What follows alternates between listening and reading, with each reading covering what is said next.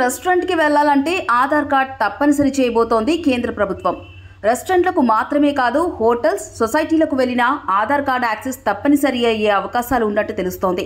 కేంద్ర ప్రభుత్వం రోజువారీ జీవితంలో ఆధార్ వినియోగాన్ని మరింత పెంచే దిశగా UIDAI త్వరలో ఆఫ్లైన్ వెరిఫికేషన్ విధానాన్ని తీసుకురాబోతోంది. ఇందుకోసం కొత్త యాప్ను ప్రవేశపెడతామని ఇటీవల ప్రకటించింది.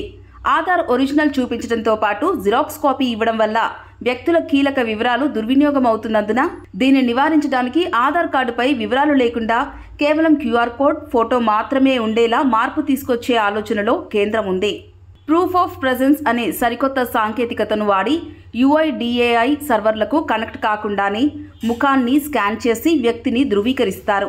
ఈ విధానం అమల్లోకి వస్తే హోటళ్లు, రెస్టారెంట్లు, లాడ్జ్లు, గేటెడ్ కమ్యూనిటీలు, ఆఫీసులు, డేటా కేంద్రాలు, ఆసుపత్రులు, పరీక్షల్లో విద్యార్థులు, సినిమా హాళ్లు, స్టేడియాలు, కచేరీలు వంటివి అనేక చోట్ల ఆధార్ యాక్సెస్తో ఎంట్రీ అయ్యే అవకాశం ఉంటుంది.